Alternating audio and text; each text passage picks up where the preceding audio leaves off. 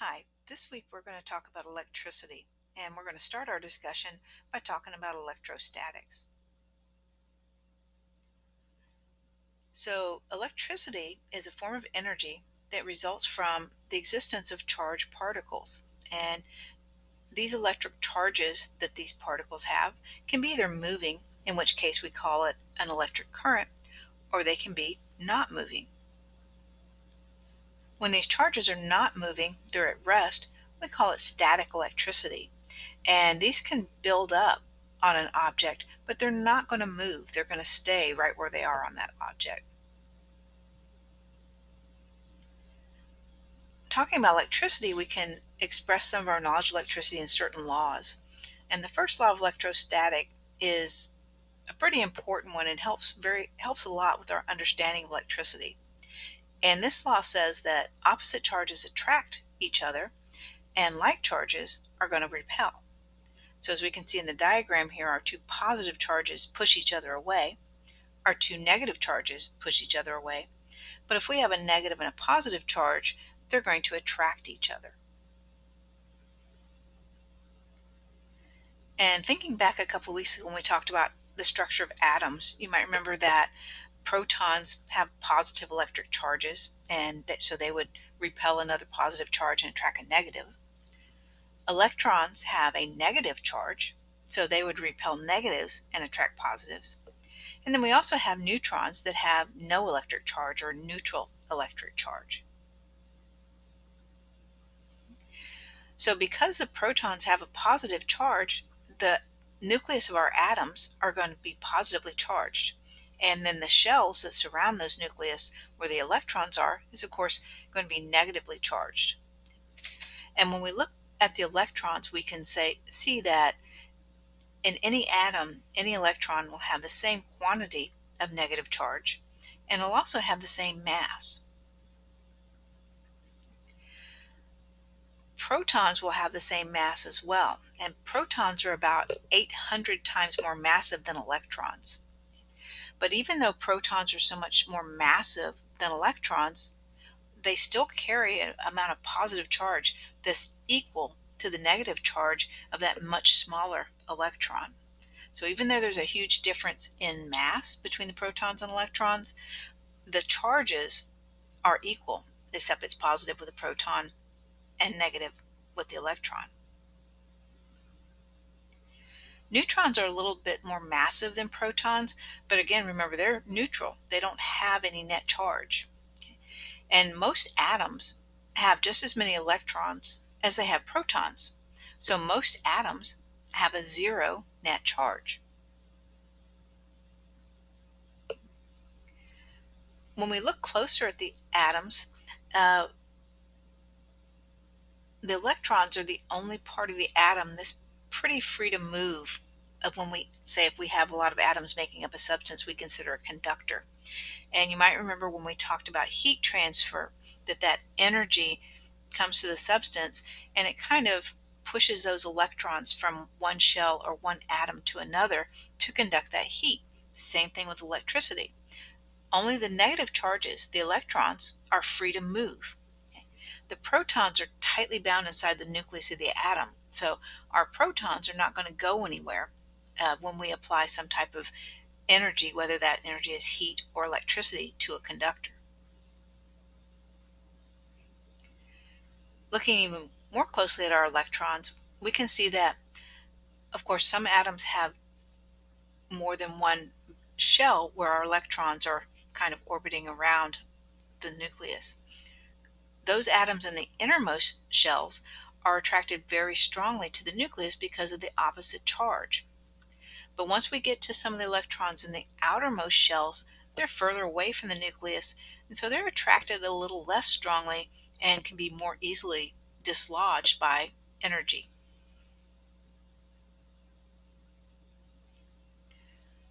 When we get two atoms that get close together, the balance of the attractive and repelling forces might not be equal. So they might attract each other more than they repel each other. And when these atoms attract each other and bond to each other, this forms a molecule. And all the chemical bonding forces and all the chemical reactions that we have ever seen hold atoms together are electrical in nature. So it's a function of the negative and positive charges that hold atoms together. And it's important to realize that just like we have conservation of energy, or as we've seen in previous presentations, we also have conservation of charge. In any charging process, no electrons are created or destroyed, they're just kind of transferred from one material to another. So charge, again, is never destroyed, it's just transferred from one material to another. Almost like heat transfer, that energy is not destroyed or created, it's just moved from one object to another.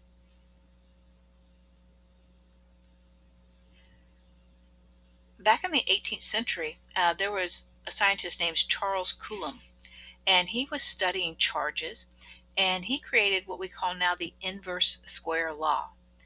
And this states that the force between any two charges is directly proportional to the product of their magnitudes. So you would have charge 1 times charge 2, and inversely proportional to the square of the distance between them. So if we double the distance between two charged objects, the force is only going to be 1/4 of what it was before. And then if we halved the distance between the two charged objects, the force that's attracting them is going to be 4 times as strong. And you might remember back to Newton's law of gravitation for masses, and yes, this law is very similar. But we have to remember, not only is the second law of electrostatics say that these objects can attract each other, but when we talk about electrostatics, they can also repel each other. So this also means that if we halve the distance between two objects that are repelling each other, well, now they're going to want to repel each other 4 times as much.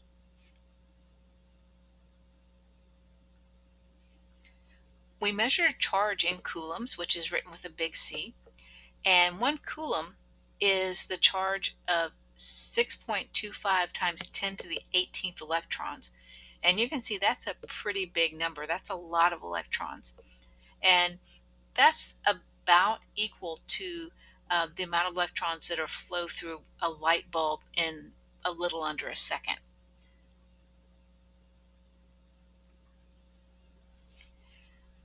So when we're talking about electricity, we have different substances that can, for instance, conduct electricity. And we call those conductors, just like we talked about conductors back when we were talking about heat. A conductor is a substance that allows a charge to flow through it, just like a conductor of heat allows that energy, that thermal energy, to flow through it.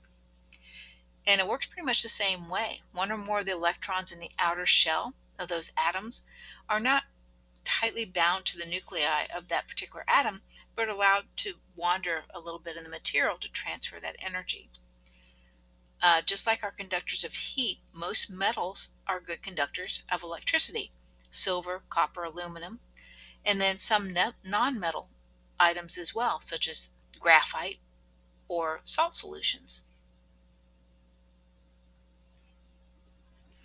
And just as we have conductors, we also have insulators. And insulators resist the flow of electric charge. The electrons are more tightly bound and belong to the particular atoms that they're orbiting, so they're not free to wander about and transfer that energy to other atoms. And again, our insulators of electricity are pretty much the same as our insulators of heat. Things like glass, wood, ceramics, paper, and most plastics are insulators. They don't conduct electricity very readily. Some substances can behave sometimes as an insulator and sometimes as a conductor, and we call these semiconductors. Good example of a semiconductor would be silicon. And these kind of fall in the middle range of resistivity between insulators and conductors. When they're in their pure state, they act like insulators. But then when we add an impurity, we can do this for instance, by adding a chemical or a metal to it, we call this doping, they become a conductor. They can also become a conductor if we excite them with some type of energy, such as light or heat. If we take some semiconductors and layer them together, this is how we make transistors and integrated circuits. And then we have some semiconductors, again, like I said before, that will conduct when a certain wavelength of light hits them. For instance, selenium is known for holding a charge until we expose it to light, and then it will discharge that.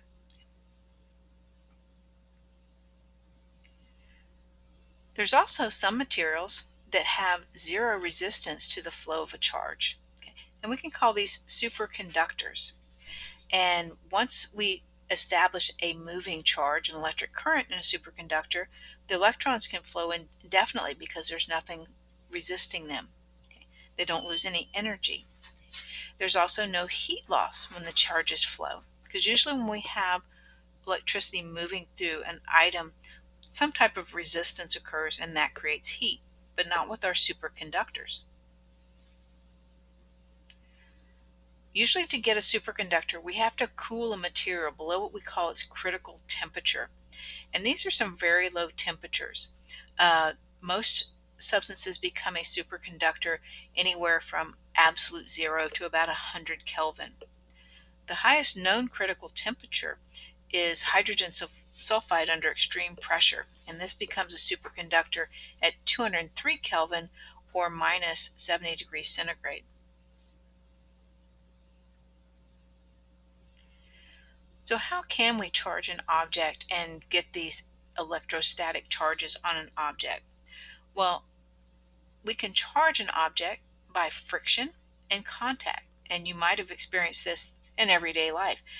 If you stroke a cat, sometimes you can cause a charge on the cat's fur. Combing your hair can cause static charges, and then your hair gets all frizzy, especially in the wintertime. Uh, Shuffling your feet on a carpet, and then you touch a doorknob, and you had built up a charge, so you get shocked. Or as in this picture, we can take a piece of fur and rub a rubber rod with it, and the rod picks up a negative charge, and the fur picks up a positive charge. And what's happened here? Well, as we rub this rod with the fur, the rod gained electrons from the fur, and so it gained a negative charge. The fur gave up some of its electrons, so it gained a positive charge. In addition to charging an object by contact or friction, we can also charge by induction. And what we mean here is that we can bring a charged object near a surface, and the electrons will move in that surface material even without the two objects touching. And this occurs somewhat like you see here in this picture. When we have clouds build up, they usually have negative charges at the bottom of the cloud and positive charges at the top. So what this does is this negative charge in the bottom of the cloud induces a positive charge on the buildings below. And let's look at how that might happen. Okay. There's an experiment we could do to show how this charging by induction occurs. So let's look at this picture. In A, all the way over on the left, we have two metal spheres touching each other. And because they're touching each other, they would form a single uncharged conductor. And then let's say we bring a negatively charged rod, maybe it's our little rubber rod from our previous activity there, close to one side of these two spheres. Because our rod is negatively charged, it's going to attract positive charges from the two spheres, and it's going to repel negative charges in the two spheres. So you can see in B, the positive charges kind of move over towards the A sphere, and the negative charges kind of run away to the B sphere. And then as we keep the rod close to the A sphere, if we gently move those two spheres apart, the charges will stay separated. And now what we have in D is we have two spheres that are equally and oppositely charged. We have a positively charged A sphere and a negatively charged B sphere. We can also do this in addition to doing it with clouds and ground or metal spheres. We can do this on the atomic level. And this is called polarization of the atom. And this is where we have our average atom, as you see here in A. Here's our positive nucleus sitting in the middle of the atom, and the negative electron cloud is around it. But let's say we put a negative charge over here on this side of the atom. Well, now the positive nucleus is attracted to this negative charge over here on the right, but the negative electrons are kind of pushed away. And now we can see in B that our atom is polarized. It has both a positive charge over here on this side and a negative charge over here on this side.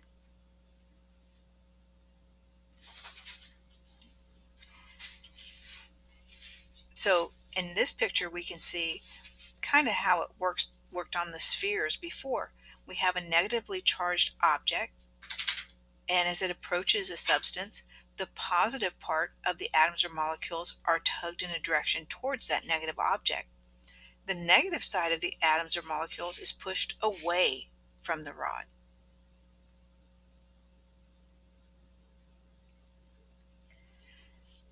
You might have seen an experiment, and you can do this at home if you have all you need is a comb and tear up some little pieces of paper.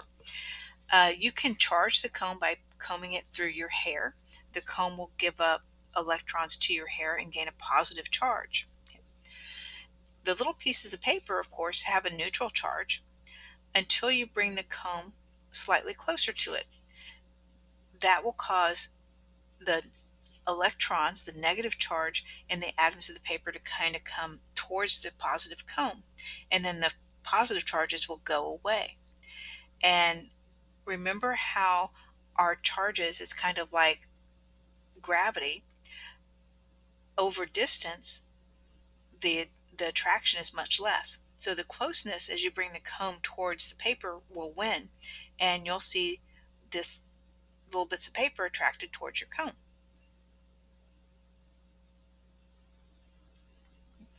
We can do the same thing by rubbing a balloon on your hair. And you probably did this as like a trick when you were a kid. The balloon picks up, say, a negative charge, and if you put it towards the wall, it's going to induce that opposite charge on the surface of the wall. And again, closeness wins. The charge on the balloon is closer to that opposite induced charge than it is to the charge over here of the same sign, so the balloon will stick to the wall. It'll be attracted to the wall.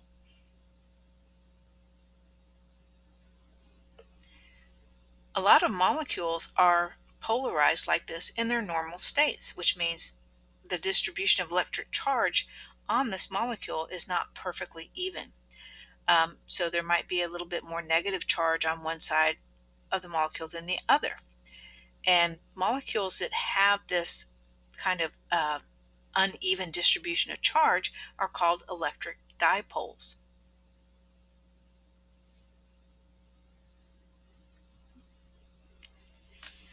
When we have electric charges, in the space around our electric charge, we have what's called an electric field, which is kind of an energetic kind of aura surrounding the charge. It's a kind of an electric force. And around the charged particle, it also obeys that inverse square law. So the further away you get from the charged particle, the weaker your force. The closer to your charged particle, the stronger the force. And the magnitude of the field is force per unit of charge. With our electric fields, we usually draw them as the field is going in the same direction as the force on a positive charge. So when we draw diagrams of electric fields, we show the arrows going away from the positive charge, and we show the arrows going towards the negative charge. So we can see in this diagram of several charged particles in their various electric fields, just like opposite charges attract the particles, same thing with the field. We see the field between this positive and negative particles. The field is attractive. Here, when we have two positive particles, the field is repulsive. You can see as the force comes from these particles, it repels just like the particles themselves repel each other. And it just doesn't have to be two charged particles. We can have a charged particle in a plate, or we can have two charged plates, and this electric field behaves the same way as it does between two particles.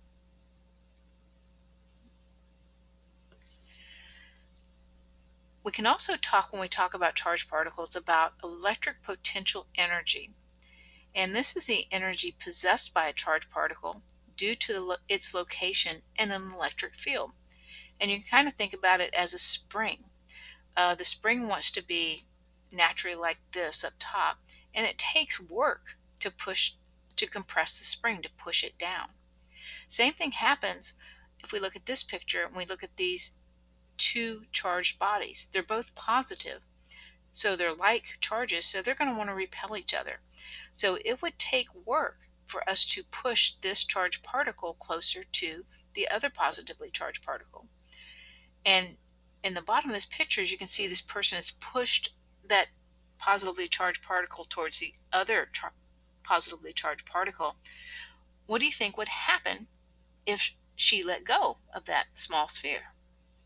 Well, of course, the repelling forces are going to push that particle back where it wants to go, back out here. And that's electric potential energy when it's not in the place it wants to be. And it's kind of similar to our potential energy when we have a weight up that's transformed into kinetic energy when we cut the string. In this case, so here we have a positive particle and a negative particle. It takes some type of energy to keep that particle away. That's potential energy. And once we remove whatever's keeping that positive particle away, it turns into kinetic energy as it comes towards the negatively charged particle it's attracted to.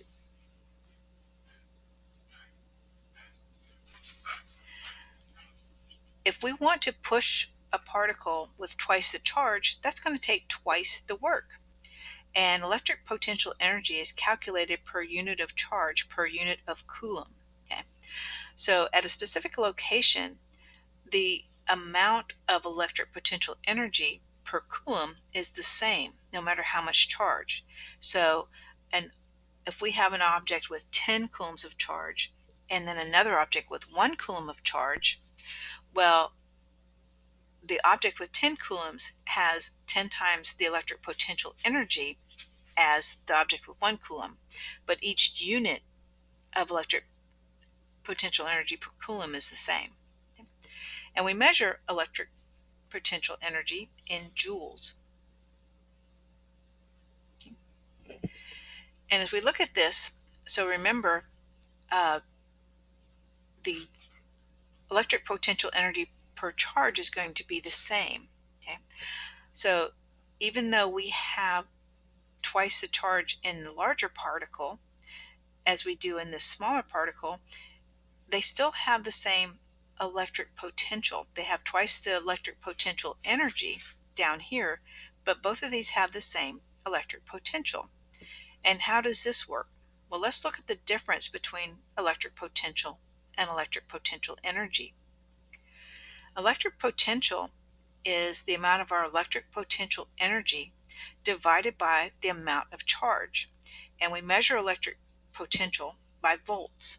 Okay? And a potential of 1 volt equals, say, 1 joule of energy per 1 coulomb of charge. And so if we have a 1.5 volt battery, that's your usual AA battery, what they're saying is that we're going to get 1.5 joules of energy for every coulomb of charge that passes through that battery. So basically what this is telling us is if we have high voltage with a small amount of charge, we're not going to get much energy. We're not going to get a whole lot of joules out of that.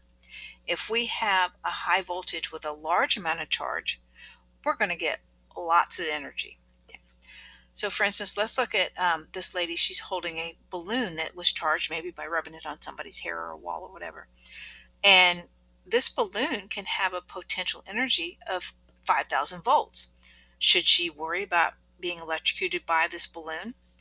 Well, not really, because yeah, it has a high voltage, but when we look at it, the charge is only 1 millionth of a coulomb.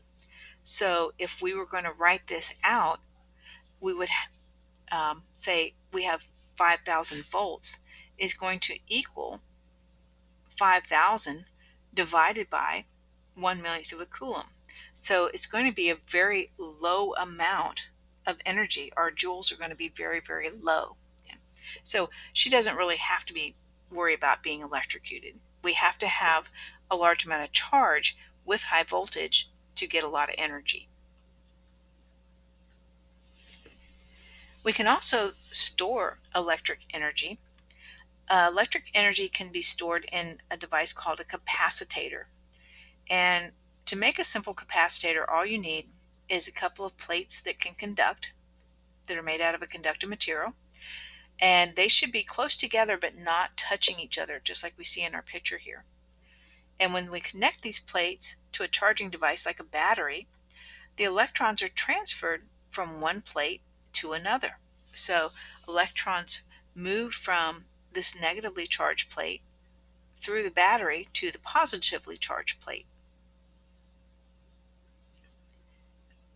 So the positive battery terminal pulls electrons from the plate connected to it, and they're pumped over to the opposite plate. And this will continue to happen till the capacitor plates have equal and opposite charges. The positive plate connected to the positive battery terminal, and the negative plate connected to the negative terminal. Once the potential difference again equals the potential difference between the battery terminals, in this case, so if it was a 9-volt battery, it would be 9 volts, the charging stops. It's complete. So we basically have kind of transferred that potential difference from the battery to our plates. The greater the battery voltage and the larger and closer our capacitor plates are, the greater the charge that can be stored. And basically, the energy that we're storing in this capacitor comes from the work that was required to charge it, that movement of electrons that was required to charge it. We can see capacitors used, for instance, in healthcare, in defibrillators. A defibrillator uses either batteries or AC current to charge the capacitor plates. And then when we activate the defibrillator, the capacitor instantly delivers that charge through the pads or paddles. Most defibrillators are about 4,200 volts and deliver about 970 joules of energy. And of course, this is going to, if we have a patient in fibrillation, hopefully this will reset the heart and restore a normal conductive rhythm of the heart. Another use for capacitors are for, say, the flash bulbs that professional photographers use. Those use a capacitor to store the energy, and then it's released and causes that bright light.